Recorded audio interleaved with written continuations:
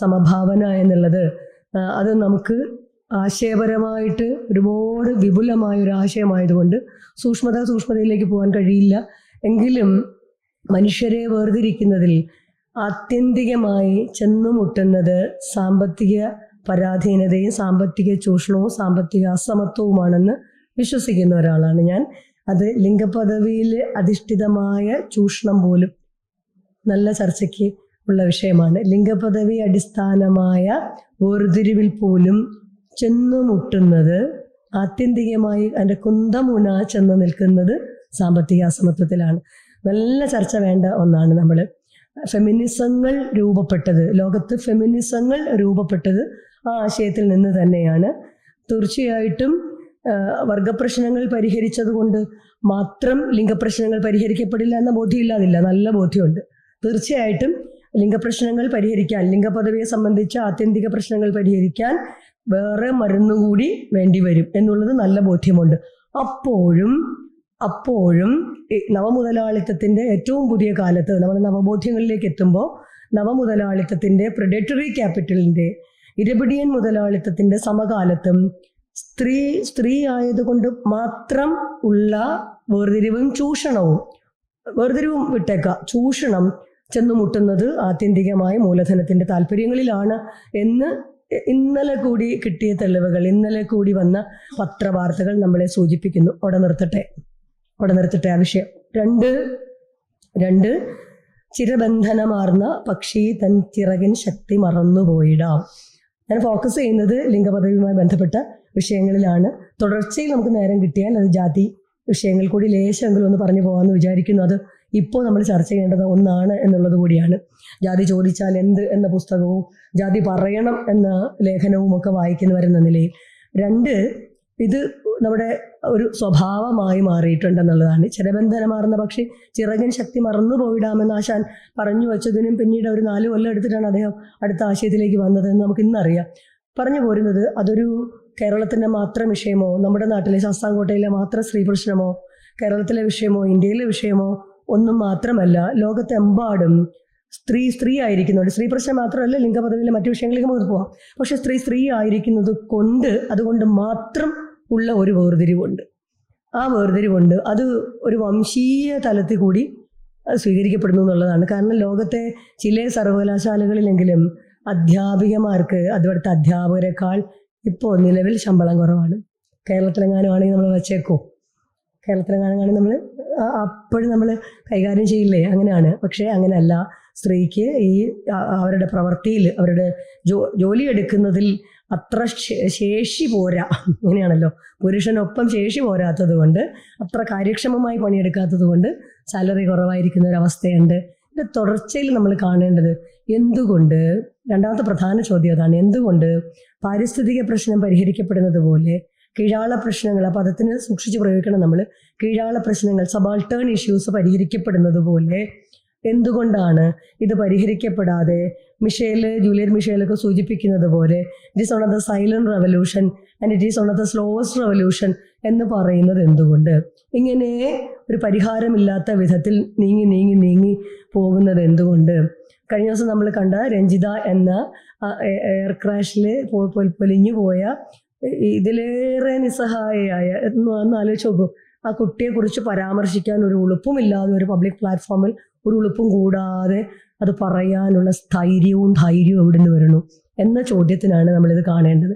ഈ മാറ്റി നിർത്തലും ആ കുന്തമുന ചെന്നുമുട്ടുന്ന സാമ്പത്തിക ഘടകവും അവിടെ ജാതി മാത്രമൊന്നുമല്ല, സൂക്ഷ്മതയിൽ പോകണം. അത്ര നിസ്സാരമായിട്ടൊന്നും പറയുന്നതല്ല ഒന്നും. നമ്മളെയൊക്കെ ധാരണ, ആളുകൾ പറയും, ഞാനത് ഒരുപാട് കേട്ടിട്ടുള്ള ആളാണ്, സോറി. കുഞ്ഞുങ്ങൾ ചില കോളേജുകളിലൊക്കെ സോറി പറയുമല്ലോ. സോറി പറയുന്നതിൽ തെറ്റൊന്നുമില്ല. ഒരാൾ ചെയ്തത് തെറ്റാന്ന് ബോധ്യപ്പെട്ടാൽ നമ്മൾ സോറി പറയുന്നത് തരക്കേടൊന്നുമല്ല, നല്ല കാര്യമാണ്. പക്ഷെ ധാരാളം സോറി കേൾക്കുമ്പോൾ ഈ സ്ഥിരമായിട്ട് സോറി എന്ന് പറഞ്ഞ് അതൊരാഭരണം പോലെ ആയി മാറ്റിയവരെയൊക്കെ കണ്ടിട്ടുണ്ട്. പറഞ്ഞു വെക്കുന്നത് അറിയാതെ പറഞ്ഞു പോയി എന്ന് പറയും. കുട്ടികൾ പറയും അറിയാതെ പറഞ്ഞു പോയി, teacher you slip of the tongue. അങ്ങനെയൊന്നേ ഇല്ല. ഏറ്റവും വലിയ കാപട്യം അത്. നമ്മളാരും ഒന്നും അറിയാതെ പറയുന്നില്ല. നമ്മളാരും പ്രത്യക്ഷത്തിൽ ചിലപ്പോൾ നമ്മുടെ വെളിയിലത്തെ ബോധത്തിൽ നമ്മൾ അറിയാതെ പറഞ്ഞു പോകുന്നുവെങ്കിൽ എന്ന് തോന്നലാണത്. നമ്മുടെ ഉള്ളിലുള്ള സാധനം തന്നെ പുറത്തേക്ക് വരുള്ളൂ. നമ്മുടെ ഉള്ളിൽ എവിടെയോ കിടപ്പുണ്ടത്. അപ്പോൾ അതുകൊണ്ട് ആ പെൺകിട ആ 40 വയസ്സ് താഴെയല്ലേ ഉള്ളൂ ആ കുട്ടിയെക്കുറിച്ച് പറയുന്ന പരാമർശത്തിൽ പോലെ അത്ര നിഷ്കളങ്കമോ ആ സന്ദർഭത്തിൽ പറഞ്ഞു പോയതോ ഒന്നുമല്ല. അങ്ങനെ കിടക്കുകയാണ്, ഉള്ളിൽ കിടക്കുന്ന ഒരു ആശയമായിട്ട് നിൽക്കുന്നു. ആ ചോദ്യത്തിൻ്റെ തുടർച്ചയിൽ എനിക്ക് വെക്കാനുള്ളത്, പരിസ്ഥിതി പ്രശ്നം പരിഹരിക്കപ്പെടുന്നത് പോലെ നമുക്ക് വിഷയത്തിലേക്ക് പിന്നീട് വരാം. ആദ്യം ഞാൻ ഈ പ്രശ്നങ്ങളിലേക്ക് വരികയാണ്, പ്രോബ്ലംസിലേക്ക് മാത്രം പറഞ്ഞു വെച്ചുകൊണ്ട് ഓരോന്നോരോന്നായിട്ട് നമുക്ക് സംസാരിച്ചു പോകാം. പരിസ്ഥിതി ഇഷ്യൂസ്, സബാൾട്ടേൺ ഇഷ്യൂസ് പരിഹരിക്കപ്പെടുന്നത് പോലെ ഇത് പരിഹരിക്കപ്പെടാതെ ഇങ്ങനെ നീണ്ടുപോകുന്നത് എന്തുകൊണ്ട്? ആ ഒരു ചോദ്യം വളരെ പ്രധാനപ്പെട്ട ചോദ്യമാണ്. ഇനി മുതലാളിത്തത്തിന് മുന്നേ അല്ല, മുതലാളിത്തത്തോടു കൂടിയല്ല വാസ്തവത്തിൽ ഈ ലിംഗപദവി പ്രശ്നങ്ങൾ ആരംഭിക്കുന്നതെന്ന് നമ്മുടെ കൂട്ടായ്മയിൽ എല്ലാവർക്കും അറിയാം. അതിനു മുന്നേ തന്നെ ഒരു പക്ഷേ നൊമാഡിക്കായിട്ട് നടന്നതിന് ശേഷം ഈ ഗണജീവിതത്തിൽ നിന്ന് ഗോത്രജീവിതത്തിലേക്കുള്ള ആ ഗോത്രങ്ങളുടെ ഒരു പെരിഫറിക്കകത്ത് തന്നെയും ഈ XX ക്രോമസോമും XY ക്രോമസോമും തമ്മിലുള്ളത് അന്നത് പഠിച്ചിട്ടൊന്നുമല്ല. പക്ഷേ ഈ വ്യത്യസ്തതയിൽ ജീവിക്കുന്ന ഇണതേടി മാത്രം ജീവിച്ചിരുന്ന മനുഷ്യർക്കിടയിൽ പോലും പെണ്ണ് ഒരു അനാവശ്യ വസ്തുവായിരുന്നു എന്ന തരത്തിലേക്ക്, പ്രത്യേകിച്ച് നിയാൻഡർതാൽ മനുഷ്യരുടെ ഉറവിടമൊക്കെ കണ്ടെത്തിയിട്ടുള്ള വലിയ ഗവേഷണങ്ങൾ വന്നിരിക്കുന്ന, നമ്മളെല്ലാവരും സൗത്ത് ആഫ്രിക്കയുടെ ചില തലങ്ങളിലേക്ക് ചെന്ന് മുട്ടുന്നവരെന്ന നിലയിലുള്ള സ്റ്റഡീസൊക്കെ വന്ന കാലത്ത് പോലും നമ്മൾ കാണേണ്ടത് അവിടെ പെണ്ണൊരു അനാവശ്യ വസ്തുവായിരുന്നു എന്നുള്ളതാണ്. ഇപ്പോൾ ഈജിപ്ഷ്യൻ പഠനങ്ങളിലൊക്കെ സൂചിപ്പിക്കുന്നത് അപശകുനം കൂടിയായിരുന്നു എന്നാണ്. പെണ്ണ് അപശകുനം കൂടിയാണ്. അതുകൊണ്ടാണ് അതിൻ്റെ തുടർച്ചയിലാണ് ഇത് പരാമർശിക്കപ്പെടാതെ പോകുന്നത്. സ്ത്രീയുടെ അടിമത്തം പരാമർശിക്കപ്പെടാതെ പോകുന്നത് ഇതൊരു വസ്തുവായിട്ട് പോലും കണ്ടിരുന്നില്ല, ഇതിനെ ഒരു പ്രധാനപ്പെട്ട ഘടകമായിട്ട് പോലും കാണുന്നില്ല. ഈ എന്തുകൊണ്ടെന്ന ചോദ്യത്തിൻ്റെ ഒരു സാധനം അവിടെ ചെന്ന് മുട്ടുകയാണ്, അവിടെ നിൽക്കട്ടെ. അപ്പം അങ്ങനെ ഒരു തല ഇതിനകത്തുണ്ട്.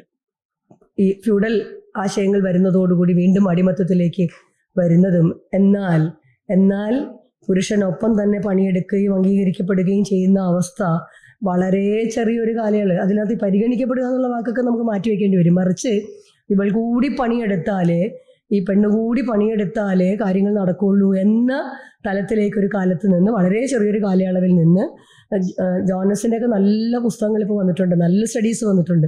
അതിനുശേഷം നമ്മൾ ഫ്യൂഡൽ കാലത്താണ് നമ്മൾ കാണുന്നത്.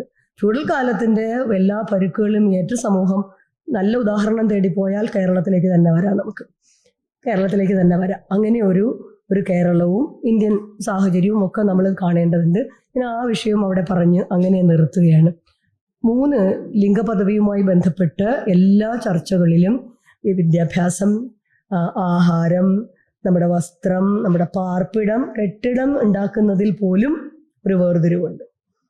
കെട്ടിടത്തിൻ്റെ നാലുകെട്ടിൻ്റെ ഘടനയ്ക്കകത്ത് പോലും ഒരു ഹൈറാർക്കി നിലനിൽക്കുന്നു എന്നുള്ളതാണ്. ഇപ്പോൾ പുതിയ കെട്ടിടങ്ങൾ ഉണ്ടാക്കുമ്പോൾ, വലിയ വലിയ സ്ഥാപനങ്ങളുടെ കെട്ടിടം ഉണ്ടാക്കുമ്പോൾ ജെൻഡർ ഫ്രണ്ട്ലി ആയിട്ട് കെട്ടിടം ഉണ്ടാക്കിയാൽ മാത്രമേ അതിന് അംഗീകാരം കൊടുക്കാവൂ എന്ന നിർദ്ദേശങ്ങൾ പ്ലാനിംഗ് ബോർഡ് വെച്ചിട്ടൊക്കെ കുറേ കാലങ്ങളെ എത്ര കണ്ട് നടക്കുമെന്നുള്ള ചോദ്യം അവിടെ നിൽക്കുകയാണ്. ആ വിഷയം നമ്മൾ കാണേണ്ടതുണ്ട്. നമ്മുടെ മുമ്പിൽ ക്യൂബയും ഒക്കെ മാതൃകയായിട്ട് നിൽക്കുന്ന വേറെ ചില ആശയങ്ങളുണ്ട്. ജെൻഡർ ബജറ്റിങ്ങിൻ്റെയും ജെൻഡർ ഓഡിറ്റിങ്ങിൻ്റെയും വിഷയങ്ങൾ. നമീബിയയിൽ നമ്മൾ കാണുന്ന ബാങ്ക്, ജെൻഡർ ബാങ്കുകൾ അതിമനോഹരമായ രീതിയിൽ, മറ്റ് ഒക്കെ അവിടെ കേമാണോ എന്ന് ചോദിച്ചാൽ ഒന്നുമല്ല, പക്ഷേ ജെൻഡർ ബാങ്ക് എന്ന ആശയം മുമ്പോട്ട് പോവുകയും ജെൻഡർ വിഷയങ്ങളും ജെൻഡർ ആശയങ്ങൾ മുൻനിർത്തിയുള്ള ലോണുകളായാലും എൻ്റർപ്രണർഷിപ്പിന് വേണ്ടിയിട്ടുള്ള കാര്യങ്ങളായാലും നികുതി ഇളവ് അടക്കം അനുവദിക്കുന്നതിനാവശ്യമായ ഇടപെടലായാലും ഒക്കെ തന്നെ ഇൻഷുറൻസ് അടക്കം അനുവദിച്ചു കൊടുക്കുന്നതിനുള്ള കാര്യങ്ങളായാലും ഒരു ഭാഗത്ത്. ജെൻഡറിൽ ഞാൻ അടുത്ത് നാലാമത് എനിക്കൊരു പ്രധാന വിഷയമായിട്ട് മുന്നോട്ട് വയ്ക്കാനുള്ളത് ക്രോമസോമൽ വ്യത്യസ്തതയിൽ. ഈ ക്രോമസോമൽ വ്യത്യസ്തതയിൽ മാത്രമല്ല മനുഷ്യർ ജനിച്ചു വീഴുന്നത്, അല്ലാത്ത ആളുകളെയും നമ്മളിപ്പോൾ ഈ വിമത എന്നൊക്കെ വാക്ക് എത്ര കണ്ട് ശരിയെന്നുള്ള ചോദ്യം അവിടെ നിൽക്കുകയാണ്. പക്ഷേ ഇതര ലിംഗവർഗ വിഭാഗങ്ങളെ മഴവില്ലെന്ന് പേരൊക്കെ ഇടുമ്പോൾ വളരെ മനോഹരമാണെങ്കിലും അതിൻ്റെ ഉള്ളടക്കത്തിലേക്ക് പോകുമ്പോൾ അത്തരം ഒരു സമീപനം അവർക്കാർക്കും കൊടുക്കുന്നില്ല എന്നുള്ള നേരെ അനുഭവം എനിക്ക് നല്ലോണം ഉണ്ട്. 2018 5 കോളേജിലെ ഞങ്ങളുടെ ക്യാമ്പസ് കോളേജ് അനുഭവം ഉണ്ട്. വാസുകി എന്ന ട്രാൻസ്ജെൻഡറിൻ്റെ യൂട്യൂബ് വേർഷൻ കണ്ടാൽ മതി. വിശദാംശങ്ങൾ വാസുകി ഇട്ടിട്ടുണ്ട്, ഞാൻ വിശദാംശങ്ങളിലേക്ക് പോകുന്നില്ല. 18 വരുന്ന ആനന്ദു തിരിച്ചു ക്യാമ്പസിൽ നിന്ന് പുറത്തു പോകുന്നത് വാസുകിയായിട്ടാണ്. 4 സർജറി ഇതിനിടയ്ക്ക് ആ 4 സർജറിയും അധ്യാപകരെ കുറിച്ച് പറഞ്ഞല്ലോ, 4 സർജറിയും അറിയാത്ത അധ്യാപകരുണ്ട്. 4 സർജറി കടന്നുപോയി എന്നും ട്രാൻസ്ജെൻഡർ സർട്ടിഫിക്കറ്റ് ആ കുട്ടിക്ക് കിട്ടിയെന്നും ട്രാൻസ്ജെൻഡർ സ്കോളർഷിപ്പ് ആ കുട്ടി കിട്ടിയെന്നും അറിയാത്ത അധ്യാപകർ ഉണ്ടായിരുന്നത് കൊണ്ടാണ് അന്ന് മാർച്ച് 30 ലാസ്റ്റ് ഡേ ക്ലാസ്സിൽ നാഷണൽ ചാനലിലെല്ലാം വാർത്ത വരുന്നുണ്ട്. ഞാൻ കോളേജിലെത്തി ഡിപ്പാർട്ട്മെൻറ്റിലെത്തി ഫോൺ സൈലൻ്റ് ആക്കി വയ്ക്കാന്നുള്ളൊരു ദുശ്ശീലം നമുക്കുള്ളത് കൊണ്ട് കണ്ടില്ല. ഇതിങ്ങനെ മേശപ്പുറത്ത് എടുത്ത് വയ്ക്കുമ്പോൾ ഒരു പിടി കോളുകൾ. ഞാൻ ആകെ വരണ്ടു പോയി. ഞാൻ ആദ്യത്തെ കോൾ എടുത്ത് നോക്കിയിട്ട് വീട്ടിലൊക്കെ വൃദ്ധരായ ആളുകളുണ്ട്, അടുത്ത് കഴിഞ്ഞ തലമുറ. ആർക്കെങ്കിലും എന്തെങ്കിലും ആപത്താണോ എന്ന് കരുതി 1-2 കോൾ എടുത്തപ്പോൾ ഭൂരിപക്ഷം ഇൻ്റർനാഷണൽ കോളുകളുണ്ട്. ദേശീയ തലത്തിലുള്ള മാധ്യമ പ്രവർത്തകരായിട്ടുള്ള നമ്മുടെ തന്നെ കുട്ടികൾ, വിദ്യാർത്ഥികളൊക്കെ പലയിടത്ത് ഡൽഹിയിൽ അവിടെയൊക്കെ ഇരിപ്പുണ്ട്. അവരടക്കം വിളിക്കുന്നു. ഇതെന്താ സംഗതി നോക്കിയില്ല, മനസ്സിലാകുന്നില്ല. നോക്കിയപ്പോൾ ഏറ്റവും ഒടുവിലത്തെ കോൾ എടുത്തുകൊണ്ടിരിക്കുമ്പോൾ വിജയരാജ മല്ലികയുടെ കോൾ വരുന്നു. അപ്പോൾ എന്നോട് പറഞ്ഞു, ടീച്ചർ എവിടെയായിപ്പോൾ? ഞാൻ പറഞ്ഞു ഡിപ്പാർട്ട്മെൻറ്റിൽ ഇരിക്കുക. മാർച്ചോപ്പാണെങ്കിൽ ക്ലാസ്സൊക്കെ എടുക്കുമെന്ന് ചോദിച്ചു. ഞാൻ പറഞ്ഞു എൻ്റെ മോളെ ക്ലാസ് എടുത്താണല്ലോ ശീലം. അപ്പോൾ അതൊക്കെ തമാശയ്ക്ക് പറഞ്ഞു, ക്ലാസ് എടുത്താണല്ലോ ശീലം. അപ്പോൾ കുട്ടികൾ ആഘോഷമൊക്കെ ഉണ്ട്, പക്ഷേ എനിക്കൊരു ലേശം കൂടി സംസാരിക്കാനുള്ളത് കൊണ്ട് ഫസ്റ്റ് പറയാൻ ക്ലാസ്സിൽ പോയി. ഇനി ക്ലാസ്സിൽ ഇനി ആഘോഷമാണ്, അവർ യാത്ര പറച്ചിലൊക്കെയാണെന്ന് പറഞ്ഞു. നിങ്ങളുടെ യാത്ര പറച്ചിലിൻ്റെ കേമം നാഷണൽ ചാനൽ വരുന്നുണ്ട്, NDTV ഒന്നിട്ട് നോക്കാൻ പറഞ്ഞു. അപ്പോൾ ഡിപ്പാർട്ട്മെൻറ്റിലെ TV ഇട്ട് നോക്കിയപ്പോഴത്തേക്ക് സ്ക്രോൾ ചെയ്ത് വരുന്നു. MG കോളേജ്, തിരുവനന്തപുരം MG കോളേജിലെ മലയാള വിഭാഗത്തിലെ ട്രാൻസ്ജെൻഡർ വിദ്യാർത്ഥിയെ കോളേജിൽ എല്ലാവരും കണ്ടതാണ്. അതുകൊണ്ട് ഇതിനകത്ത് ഒളിച്ചു വെക്കേണ്ടതൊന്നുമില്ല, ഇപ്പോഴും നമുക്ക് നോക്കിയാൽ കാണാം. അത് ഉപദ്രവിക്കുന്നു എന്ന് പറഞ്ഞിട്ട് ഇംഗ്ലീഷിലും മലയാളത്തിലും ഒക്കെ ഹിന്ദി ചാനലുകളിലൊക്കെ നല്ല വാർത്ത വരുന്നുണ്ട്. അപ്പം തന്നെ UGCയുടെ കോളേജിൽ വരുന്നു. മാനേജ്മെൻറ്റിലേക്ക് വന്നു കാണുമെന്ന് ഞങ്ങൾ വിചാരിക്കുന്നു. തീർച്ചയായിട്ടും അവിടെ നിന്ന് ബന്ധപ്പെട്ടു. പിന്നെ അത് പരിഹരിച്ചു നമ്മൾ. ഒരു കുട്ടി, അത് ഞാൻ പറഞ്ഞു വന്നത്, 18-ൽ അനന്തു പാൻറ്റിട്ട് വന്നു. നമ്മുടെ ഇഷ്യൂ എന്താണെന്നോ, കോളേജിൽ ഒറ്റ ഇഷ്യൂ ഉള്ളൂ. 2018-ൽ പാൻറ്റിട്ട് വന്ന അനന്തു തിരിച്ചു വന്ന ദിവസം സാരി ഉടുത്ത് പെൺകുട്ടികളുടെ ഇടയിലിരുന്നു. കഴിഞ്ഞില്ലേ? സദാചാരം മുഴുവൻ തകർന്നില്ലേ അവിടെ? ഞാൻ കളിയാക്കി പറയാറുണ്ട്, ഈ സാമഗ്രി ഇടാൻ ചില ദിവസം മറന്നു. വീട്ടിൽ നിന്ന് വെപ്രാളപ്പെട്ട് ഇങ്ങനെ പല കാര്യങ്ങളായിട്ട് ഇറങ്ങുമ്പോൾ 8-9 മണിക്കൊക്കെ ഇറങ്ങി പോകുമ്പം ഓട്ടോറിക്ഷ താഴെ വന്ന് നിൽക്കുമ്പോൾ വിളിക്കുമ്പോൾ പെട്ടെന്ന് ഓടി പോകുമ്പോൾ ഈ സാധനം എടുത്തിടാൻ മറന്നു. ഇത് വിടണ്ടെന്നുള്ള ചോദ്യം വേറെയാണ്. എന്നാലും ചില ശീലങ്ങളുണ്ടല്ലോ. അപ്പോൾ പിന്നെ ഞാൻ പറയും, തിരിച്ചിങ്ങോട്ട് വരുമ്പോൾ ആ കേശവദാസ് പറയുന്നൊരു കടയുണ്ട്, 100 രൂപയ്ക്ക് സദാചാരം കിട്ടും. അപ്പം 100 രൂപയുടെ സദാചാരം മേടിച്ച് തോളിലിട്ട് പോയില്ലെങ്കിൽ നമ്മൾ വിവരം അറിയും, അത് വേറെ വിഷയം. അവിടെ പിന്നെ അധ്യാപകരെക്കാളും അപകടം വേറെ ചിലരുണ്ട്. കുഞ്ഞുങ്ങളാണ്, പക്ഷെ ആ ബോധ്യം ഞാൻ പറഞ്ഞു വയ്ക്കുന്നത്, ഈ വിഷയം വളരെ പ്രധാനമാണ്. എന്ത് സമഭാവനയെക്കുറിച്ച് നമ്മൾ സംസാരിക്കുമ്പോഴും ഒരു സമൂഹത്തിൽ അവരവരല്ലാത്ത തീരുമാനം കൊണ്ട്, അവരവരെടുക്കാത്ത തീരുമാനം കൊണ്ട് ഭൂമിയിൽ പിറന്നു വീഴുന്ന വ്യത്യസ്ത ലിംഗവിഭാഗത്തിൽപ്പെടുന്ന മനുഷ്യർ ഇപ്പോഴും അനുഭവിക്കുന്ന, ഇപ്പോഴും അംഗീകരിക്കപ്പെടാതെ, മനുഷ്യജീവിയായി പോലും അംഗീകരിക്കപ്പെടാതെ, ശരാശരി മലയാളി ഇപ്പോഴും തമാശയ്ക്ക് പറയുന്നത് ആണും പെണ്ണും കെട്ടതെന്ന് തന്നെയാണ്. അല്ലേ? ഇവരോടൊക്കെ പറഞ്ഞു നോക്കും, ഓരോ അറിയും. ഞങ്ങളുടെയൊക്കെ തലമുറ ഇപ്പോഴും തമാശയ്ക്ക് ഒന്നുകിൽ ആണാകണം അല്ലെങ്കിൽ പെണ്ണാകണം, ഈ രണ്ടും കെട്ട ഇടപാടെന്ന് വെച്ചാൽ അതത്ര നികൃഷ്ടാന്നാണ് പറഞ്ഞതിൻ്റെ അർത്ഥം. ഈ രണ്ടും കെട്ട എന്ന് പറയുന്നത് XXYO ആവാം, XYYO ആകാം. ക്രോമസോമാണല്ലോ, ആര് നിശ്ചയിച്ചു? രൂപപ്പെട്ട് വരുന്ന ഈ ഫ്യൂഷൻ സമയത്ത് രൂപപ്പെട്ട് വരുന്ന ഈ സാമഗ്രിക്കകത്ത് ഏത് ക്രോമസോമൽ ഘടന എന്ന് ആ പിറന്നു വീഴുന്ന ആൾ നിശ്ചയിക്കുന്നതല്ലല്ലോ. അങ്ങനെ പിറന്നു വീഴുന്ന ഒരാൾ പിന്നെ തന്നെ തീരുമാനം എടുക്കാൻ പറ്റില്ല.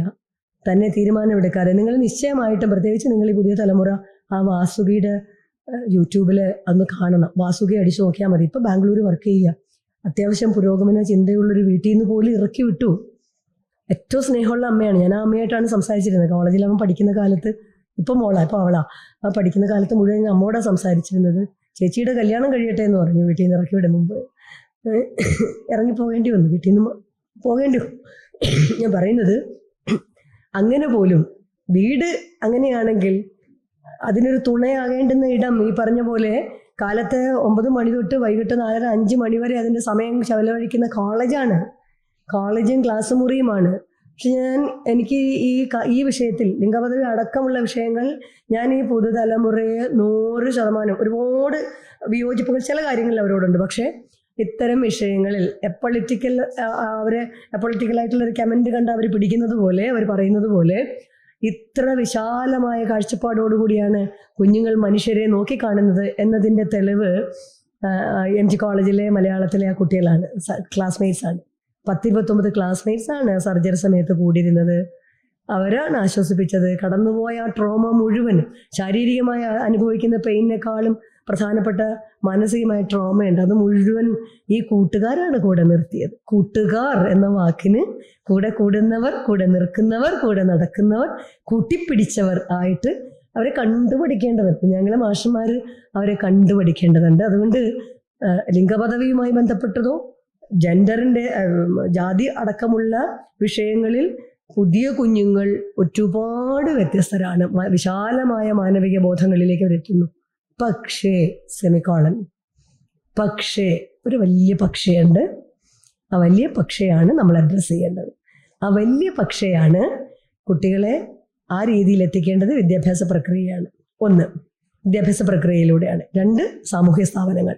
എല്ലാത്തരം സാമൂഹ്യ സ്ഥാപനങ്ങൾ, അത് ആചാരപരമായി പോലും ഉള്ള സാമൂഹ്യ സ്ഥാപനങ്ങൾ എത്ര കൃത്യമായി കമ്പോള താല്പര്യങ്ങൾ, ഞാൻ ആ സാമ്പത്തികത്തിൽ ചെന്ന് മുട്ടുന്നത് കമ്പോള താല്പര്യങ്ങൾ ഒന്നുകൊണ്ട് മാത്രം, കമ്പോള താല്പര്യങ്ങളും മൂലധനത്തിൻ്റെ ഏറ്റവും നികൃഷ്ടമായ ഇരപിടിയൻ താല്പര്യങ്ങൾ മൂലവും അതിൻ്റെ അടിസ്ഥാനത്തിൽ ഏത് നീചവും ഏത് കുൽസിതവും ഏത് വ്യാജവും ആയ ആശയങ്ങളെ അവരുടെ ഇടയിലേക്ക് കൃത്യമായി എത്തിച്ചു കൊടുക്കാൻ ഉള്ള വിടുപണി നടത്തിക്കൊണ്ടിരിക്കുന്നു. ആ വിടുപണിക്ക് ഏതൊക്കെ ഏജൻസികളെ പ്രയോജനപ്പെടുത്താമോ അതിനെ ഒക്കെ കൂടി അവർ പ്രയോജനപ്പെടുത്തിക്കൊണ്ടേയിരിക്കുന്നു. അവിടെ തകരുന്നത് എല്ലാത്തരം ജനാധിപത്യ മൂല്യങ്ങളുമാണ്, എല്ലാത്തരം ജനാധിപത്യ മൂല്യങ്ങളുമാണ്, എല്ലാത്തരം സോഷ്യലിസ്റ്റ് മൂല്യങ്ങളുമാണ്, എല്ലാത്തരം മാനവിക മൂല്യങ്ങളുമാണ് അത് ഇല്ലാതാകുന്നത്. ഒരു ഇന്ത്യയിൽ പഠിപ്പിക്കുന്ന ഒരു പാഠ്യപദ്ധതിയിൽ, CBSE മോഡലിൽ ഇന്ത്യയിൽ പഠിപ്പിക്കുന്ന ഒരു പാഠ്യപദ്ധതിയിൽ, പേരിലേക്ക് ഞാൻ പോകുന്നില്ല, നിങ്ങൾക്കൊക്കെ നല്ലോണം അറിയാം, ഒരു പാഠ്യപദ്ധതിയിൽ ശ്യാമിൻ്റെ ടോക്ക് എടുത്താൽ മതി. ഡോക്ടർ ശ്യാംകുമാറിൻ്റെ ടോക്കിൽ ശ്യാം വിശദമായിട്ട് അത് എവിടെ എന്നൊക്കെയുള്ള കണക്കുകൾ പറയുന്നുണ്ട്. പാഠ്യക്രമത്തിനകത്ത് അവരുടെ സിലബിയിലുള്ളത് ഐൻസ്റ്റീൻ ബ്രാഹ്മണനാണെന്നാണ്. ഐൻസ്റ്റീൻ ബ്രാഹ്മണനാണ്. ഇനി അങ്ങനെ വരും. ആ കാറ്റഗറി തിരിഞ്ഞ് താഴെ വരെ വരുന്നുണ്ട്. വിശദാംശങ്ങളിലേക്ക് ഞാൻ പോകുന്നില്ല. ഈ സ്വയം കരുത്തുകൊണ്ടും ലോകത്തെ നോക്കി കണ്ടതുകൊണ്ടും ഇടം പോലുള്ള സ്ഥലങ്ങളിലൊക്കെ വന്നിരിക്കുന്ന കുഞ്ഞുങ്ങൾ മാറും, സ്വാഭാവികമാണ്, അവർ മാറും. ആ മാറുന്ന കുഞ്ഞുങ്ങളെ, ആ മാറിയ കുഞ്ഞുങ്ങളെ എത്ര വേഗം തിരിച്ച് ഒരു 100 കൊല്ലത്തിനപ്പുറത്തേക്ക് കൊണ്ടുപോകാനുള്ള നല്ല വിദഗ്ധമായ പരിപാടികൾ, നല്ല കൃത്യമായ പരിപാടികൾ, അത് ഭാഷയിലൂടെ സിന്ദൂരം അതിമനോഹരമായ കാണാൻ നല്ല ഇമ്പമുള്ള ഒരു സംഗതിയാണ്. വടക്കേ ഇന്ത്യയിലാണെങ്കിൽ അത് വളരെ മനോഹരമായിട്ട് വളരെ ബ്യൂട്ടിഫൈ ചെയ്തിട്ടൊക്കെയാണ് അവർ സംസാരിക്കുന്നത്, അല്ലെങ്കിൽ എഴുതുകയൊക്കെ ചെയ്തിട്ടുള്ളത്. നമ്മൾ ഒരുപാട് കൃതികളിലൂടെ ഒക്കെ കടന്നു പോകുമ്പോൾ നമ്മൾ കാണുന്നുണ്ട് എങ്ങനെയാണ് ഒരു മെറ്റഫർ, ഒരു രൂപകം അതിവിദഗ്ധമായിട്ട് വേറൊരു ആശയത്തിലേക്ക് അട്ടിമറിഞ്ഞു പോകുന്നതെന്നും ഭാഷയിൽ വരുന്നൊരു മാറ്റം നമ്മൾ കാണേണ്ടതുണ്ട്. പെട്ടെന്നുള്ള ഭാഷാപ്രയോഗം, നേരത്തെ പറഞ്ഞ പൊളിറ്റിക്കൽ പ്രയോഗം മാത്രമല്ല, വളരെ സൂക്ഷ്മതയിൽ വളരെ ബോധത്തോടുകൂടി അതിവ്യാജമായ അതികപടമായ വഴിയിലൂടെ ഭാഷയുടെ പ്രയോഗം കൊണ്ടാണ് ഈ രീതിയിൽ നല്ല പ്രവർത്തനം. നേരത്തെ പറഞ്ഞ ഇതിനകം രൂപപ്പെട്ടു വരുന്ന നിരന്തരമായ സമരങ്ങളിലൂടെ കേരള സമൂഹമോ അല്ലെങ്കിൽ ലോകത്ത് എവിടെയുള്ള പ്രദേശമാവട്ടെ രൂപപ്പെടുത്തിയെടുത്ത പുരോഗമന ആശയങ്ങളുടെ ഒക്കെ ഫലമായിട്ടാണ്. ഇപ്പം നമ്മളൊക്കെ എത്ര പിന്നാക്കം പേടികൊണ്ട് നിൽക്കുന്നവരാണ്, ചിലതൊന്നും പറയാതെയൊക്കെ നമ്മൾ പേടികൊണ്ട് നിൽക്കുമ്പോൾ പുതിയ തലമുറ അങ്ങനെയല്ല, അവർ പറയൂ അതെന്നുള്ളതാണ്. ഇപ്പോൾ റോഡിൽ കഴിഞ്ഞ ദിവസം നമ്മൾ മഹാനഗരത്തിൽ, തലസ്ഥാന നഗരത്തിൽ, ഡൽഹിയിൽ നമ്മൾ നടക്കുമ്പോൾ, സ്ട്രീറ്റിൽ നടക്കുമ്പോൾ നമ്മുടെ കൂടെ വന്ന ഒരു എഴുത്തുകാരൻ്റെ ബാഗിൻ്റെ പുറകുവശം ഇങ്ങനെ തുറന്നു കിടക്കുന്നു.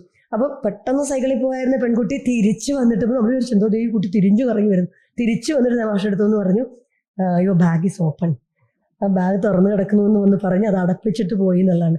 ഉടനെ അപ്പോൾ മാഷ് പറഞ്ഞു, നമ്മളെങ്ങാനും ആണെങ്കിൽ 2 വട്ടം 4 വട്ടം ആലോചിക്കും, മിക്കവാറും ആ ബാഗിലെ സാധനം വീണ് കഴിയുമ്പോഴാണ് നമുക്ക് സൽബുദ്ധി വരിക, പറയാമോ പറയണ്ടേ, നമ്മുടെ നാടല്ല ഇനി വേറൊരു നാടാണ്, ഇങ്ങനെയൊക്കെയുള്ള ചോദ്യം. ഞാൻ പറഞ്ഞു 59 വയസ്സായി എനിക്കും ഇങ്ങനെ ചില ഇൻഹിബിഷൻസ് ഇപ്പോഴും ഉണ്ട്, നമ്മൾ പറയണോ, നമ്മൾ പറഞ്ഞിട്ട് വേണോ എന്നൊക്കെയുള്ള ഒരുപാട് പറയുന്ന കൂട്ടത്തിൽ എന്നിട്ട് കൂടി വരുന്നു. പുതിയ കുഞ്ഞുങ്ങൾ അങ്ങനെയല്ല, തെറ്റ് അല്ലെങ്കിൽ ഞാൻ ഇടപെടേണ്ട ഇടത്ത് ഇടപെടും. പക്ഷേ അങ്ങനെ ഇടപെടുന്നവരെ പോലും പിന്നാക്കം വായിക്കുന്ന, പിന്നോട്ടടിക്കുന്ന, എന്തിനാണ് ഇതിൻ്റെ ആവശ്യം എന്താണ് എന്ന് തോന്നത്തക്ക വിധത്തിലുള്ള ഒരുപാട് ഇടപെടലുകൾ. നമുക്ക് ചർച്ചയ്ക്കിടയിൽ ഞാൻ ഒരുപാട് ഇടപെടലുകളിലേക്ക് വരാം. കുറേ അധികം ഇടപെടലുകൾ നല്ല ഭംഗിയായിട്ട് നടത്തുന്നു. ആ ഇടപെടലിൻ്റെ ഒന്നാന്തരം കമ്പോളം മലയാളമാണ്, കേരളമാണ്. നല്ല ഒന്നാം തരം കമ്പോളം. അതൊരു 4 പതിറ്റാണ്ടായിട്ട് മാർക്കറ്റ് നമ്മുടെ ഭാഷയെ കൈയടക്കി. മാർക്കറ്റ് കൈയടക്കിയ ഒരു ഭാഷയിലാണ് ഇപ്പോൾ നമ്മൾ ജീവിച്ചു കൊണ്ടിരിക്കുന്നത്. ശരാശരി മലയാളി സംസാരിച്ചും ജീവിച്ചും കൊണ്ടിരിക്കുന്നത്. അപ്പോൾ ഇവരുടെ തലമുറയിൽ ഏറ്റവും കൂടുതൽ പറയുന്ന വാക്ക് അടിപൊളിയാണ്. അപ്പോൾ അവർ വിട്ടും തോന്നില്ലേ? അടിപൊളി അത്ര കേൾക്കാറില്ല. ഞാനൊക്കെ ഈ റിട്ടയർ ചെയ്യുന്ന അവസാനത്തെ ദിവസം എനിക്ക് 2-3 അടിപൊളി പറയേണ്ടി വന്നു. ഒന്ന് 2-3 പേരുടെ സെമിനാർ പേപ്പർ അടിപൊളിയാണ് എന്ന് പറയിക്കും നമ്മളെ കൊണ്ട്. നമ്മുടെ സ്വാഭാവികമായ വർത്തമാനത്തിന് നമ്മൾ നല്ല ഒരു സാധനം കൊണ്ട് നന്നായിട്ടുണ്ട് അല്ലെങ്കിൽ നല്ല അസലായിട്ടുണ്ട് എന്ന് പറഞ്ഞാൽ അവരുടെ തൊലിപ്രദേശമില്ല. അവരുടെ തൊലി കേട്ട് കേട്ട് കേട്ട് വേറൊന്നായിട്ടുണ്ട്, വേറൊന്നാക്കി എടുത്തിട്ടുണ്ട് മാർക്കറ്റ്. മാത്രമല്ല മാർക്കറ്റ് അവരോട് പറഞ്ഞത് നിങ്ങളുടെ തൊലി ഒരു സ്പെഷ്യൽ തൊലിയാണ്, അതിൽ സാധാരണയൊന്നും തേച്ചാൽ പോരാ, എന്ത് തന്നെ തേക്കണം, ആ സോപ്പ് ഇന്ന സോപ്പ് തന്നെ തേക്കണം, അത് തേച്ച് കുളിക്കണം, പിന്നെ ഇന്ന ക്രീം തന്നെ ഇടണം എന്നൊക്കെ പറഞ്ഞ് പുറത്തു നിന്നതൊക്കെ തേച്ച് അവരുടെ തൊലിയെ ഒരറ്റത്ത് പുറത്ത് ശരിയാക്കി വെച്ചിട്ടുണ്ട്, ബാക്കി അകത്ത് കൊടുത്തിട്ടുണ്ട്. അകത്ത് കൊടുത്തപ്പോഴും ഈ തൊലിയിൽ ഏശാതെ വരും. ഇപ്പോൾ തൊലിപ്പുറത്ത് ഏശാതെ വരുമ്പോൾ നമ്മൾ ജീവിക്കാൻ വേണ്ടിയിട്ട് വൃദ്ധരായ മാഷന്മാരും ടീച്ചർമാരും എന്ത് പറയേണ്ടി വരും? അടിപൊളിയായിട്ടുണ്ടെന്ന് പറഞ്ഞില്ലെങ്കിൽ കുട്ടിയുടെ മുഖത്തൊരു ചെറിയ ചിരി പോലും വരില്ല. ഈ തള്ള കണ്ടം ചെയ്തു എന്നറിയാം, തള്ള വൈബ് എന്നൊക്കെ നമ്മൾ പറയില്ലേ, തന്ത വൈബ് എന്നൊക്കെ പറയുന്നില്ലേ, എന്ന് പറഞ്ഞ് വരുന്നു എന്നുള്ളതാണ്. ഇത് നിസ്സാരമായിട്ടല്ല വന്നത്. അതായത് ഇങ്ങനെ കടന്ന് വന്ന വളരെ നിശബ്ദമായിട്ടുള്ള വരവായിരുന്നു. ആ വരവ് ഭാഷയിലാണ് അത് കയറി പിടിച്ചത്. നമ്മൾ കാണാൻ മറന്നുപോയി. നമ്മളൊക്കെ പറയുന്നുണ്ട് 10-40 കൊല്ലമായിട്ടുള്ളൊരു മാറ്റമാണിത്. അന്നേ നമ്മൾ പറയുന്നുണ്ട്. അതുകൊണ്ട് ടൺ കണക്കിന് ഫണ്ടും സൂപ്പർ മാർക്കറ്റുകളൊക്കെ പോയി നമ്മുടെ ചന്തയൊക്കെ നമുക്ക് വലിയ അങ്ങനെയാണല്ലോ, മെഗാ മെട്രോ ഒക്കെ ഇങ്ങനെ എല്ലാം വലിയ വിപുലപ്പെടുത്തിയ ഊതി വീർപ്പിച്ച വലിയ പദങ്ങളിലേക്ക് നമ്മൾ പോയി എന്നുള്ളതാണ്. ആ ഊതി വീർപ്പിച്ചതിൻ്റെയൊക്കെ ഒരു പ്രത്യേകത ഒരു കൊത്തു കൊടുത്താൽ പൊട്ടാനേ ഉള്ളൂ എന്നുള്ളതാണ്. അങ്ങനെ ഊതി വീർപ്പിച്ച ഭ്രമങ്ങളിലേക്ക് ഒരു ഭാഗത്ത് നമ്മുടെ കുഞ്ഞുങ്ങളെ കൊണ്ടുപോകുന്നു. ഏറ്റവും ആർഭാടകരവും ഏറ്റവും സുഖകരവും ഏറ്റവും ആനന്ദം എന്ന വാക്കിന് അന്യജീവൻ ഉതകി സ്വജീവിതം ധന്യമാക്കും അമലേ വിവേകികൾ എന്ന് പറഞ്ഞ് ഇടത്ത് നിന്ന് നമ്മുടെ കുഞ്ഞുങ്ങളോട് അങ്ങനെ പറഞ്ഞു നോക്കൂ. ഇത് വിവേകികൾ, നമുക്ക് അത്ര വിവേകം വേണ്ടെന്ന് കുട്ടികൾ പറയും. ഒരു കണ്ണീർക്കണം മറ്റുള്ളവർക്കായി ചൊരിയവേ ഉദിക്കുകയാണ് എൻ്റെ ആത്മാവിൽ 1000 സൗരമണ്ഡലം, ഒരു പൂഞ്ചിരി മറ്റുള്ളവർക്കായി കൊഴിയവേ എവിടെ ഉദിക്കുന്നു? നിത്യ നിർമ്മല പൗർണമി. 2K കുഞ്ഞുങ്ങളോട് നിത്യ നിർമ്മല പൗർണമിയൊക്കെ പറഞ്ഞാൽ വേറെ പണിയൊന്നുമില്ല എന്ന് പറയും. അവർ നിത്യ നിർമ്മല പൗർണമി ചോദിച്ചാൽ പൗർണമി എന്തുകൊണ്ടാണ് വരുന്നതെന്നുള്ള സയൻസ് അവരപ്പം പറഞ്ഞുതരും. ഒരു തർക്കമില്ല, അവർക്ക് നന്നായിട്ട് സയൻസ് അറിയാം. സയൻസ് നന്നായിട്ട് അറിയാമായിരുന്നു. അതുകൊണ്ട് നിങ്ങൾ പറയുന്ന നിത്യ നിർമ്മല പൗർണമി അല്ല, ഇത് പൂർണ്ണയന്ത്രനാണ്, അതെങ്ങനെ വരുന്നു 14 ദിവസം കണക്കൊക്കെ പറഞ്ഞ് നമുക്ക് നല്ലോണം പറഞ്ഞു തന്നിട്ട് ആസാക്കി ഈ തള്ള വൈബ് നന്ദ വൈബ് എന്ന് പറയുമ്പോൾ. പക്ഷെ വരുന്നത് കരുണ, കാരുണ്യം, ആർദ്രത എന്നീ കാര്യങ്ങൾ. നേരത്തെ നമ്മൾ ഈ പറഞ്ഞ ലിംഗപദവിയുമായി ബന്ധപ്പെട്ട, ജാതിയുമായി ബന്ധപ്പെട്ട, സമ്പത്തുമായി ബന്ധപ്പെട്ട ഹൈറാർക്കിയൽ ശ്രേണികളെ ഉണ്ടാക്കിയെടുക്കുന്ന പാറ്റേണുകൾക്ക് അപ്പുറത്തേക്ക് കമ്പോളം നല്ല ഭംഗിയായിട്ട് എല്ലാത്തരം സമഭാവനയുടെ ലോകത്തെയും വളരെ ഭംഗിയായിട്ട് ഡിസെക്റ്റ് ചെയ്ത് വേറെയാക്കി മാറ്റിയെടുക്കുന്നുണ്ട്. അതുകൂടി നമ്മൾ ഡിസ്കസ് ചെയ്യേണ്ടതുണ്ട്. ഏറ്റവും പ്രധാനം ഞാൻ ആദ്യം മുന്നോട്ട് വെച്ച ലിംഗപദവിയാണ്. അത് സൂക്ഷ്മതയിൽ പോകേണ്ടത്.